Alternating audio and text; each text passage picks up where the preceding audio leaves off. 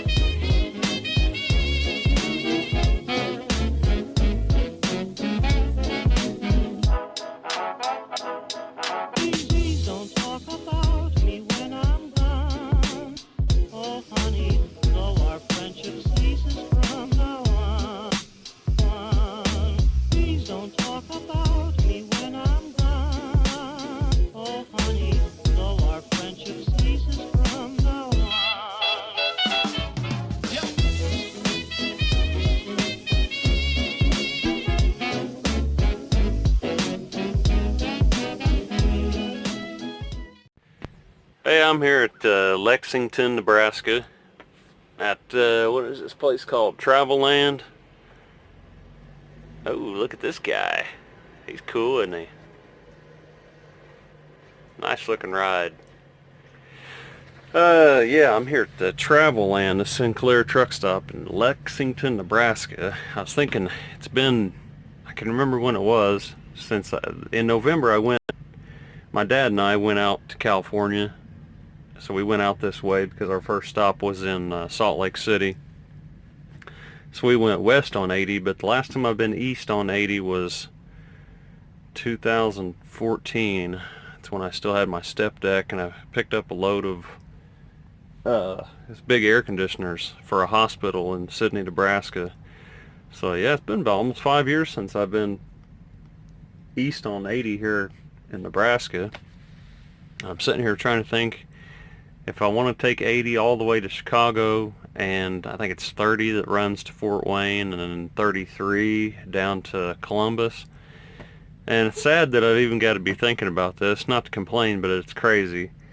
So anybody that's been, Indiana's roads are terrible. I mean, they've got to be, other than Detroit, they're some of the worst I've seen, and it's pitiful. I mean, it just is. Just throw anything, throw roadkill in those holes or something. I mean, your truck is, you feel like it's half destroyed by the time you get across it. Just from Indianapolis to the Ohio line, and you're crossing Ohio, it's pretty good roads. But for what we got to pay in what's called a 2290, 2290 is a heavy vehicle usage tax through the IRS, and it's got to be paid. It's $550 a year. Every truck. Look at all these trucks. This is one parking lot.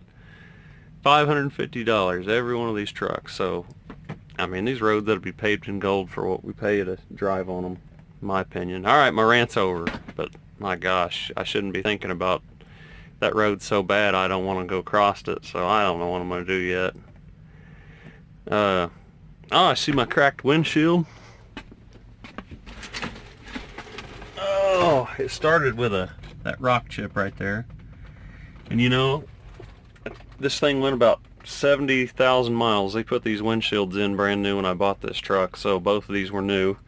And I drove it probably like 70,000 miles. I bought this truck last September. Sorry, I'm getting some bad camera work. Same week. It was just west of Boise, and boom, a rock came off of something. I don't even know where it came from. Hit this side.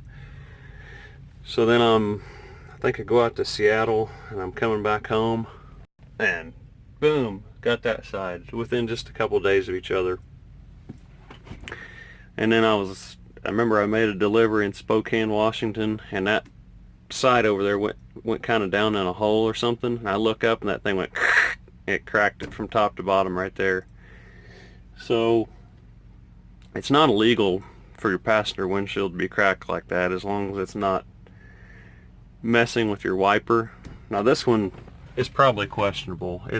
I think it can't be bigger, a rock chip can't be bigger than 3/4 of an inch, and I don't remember. It's supposed to be something about 2 cracks.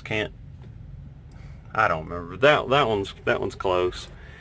But anyway, so I want to get both of them replaced because I don't want that to happen to this side, because I can't drive it with the driver's side like that. So I tried to get them changed last time I was home, and I called a glass place. They'd changed a windshield in another truck I had, and it was I've got in here, I've got all the maintenance records of this truck. So right before I bought it, they put the windshields in it, and they're $40 a piece is all these windshields were. And now that was from a Freightliner dealer, so I'm sure they're getting some kind of discount. But my glass person said they were going to be, to have both these changed, $440 for both of these. So I was like, forget that.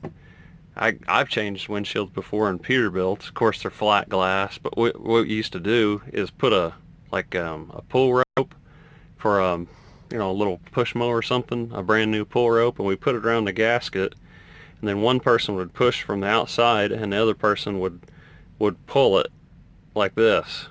Start here, start there, and pull it around, and that would roll the gasket in. So I'm going to try to do it. I'm going to buy a few windshield tools. I'm not paying. That's crazy. If I can't do it, then shoot, I guess I'll have them come out and fix it then. Yeah, that seemed a little steep to me. I don't know, because I see what they cost, $40 a piece. I'm sure they'll cost more than that, but even if they're $100 a piece, still be half the money, less than half the money of having them put them in. They can't be that hard, I wouldn't think. Comment down below if you ever put windshields in a Cascadia. Tell me if I'm getting myself biting off more than I can chew here. I'm no professional anything, but seemed like maybe I could do it. I'm gonna try at least. What else? I guess that's about it. Shoot, I can't believe I've rambled on here about 6 minutes.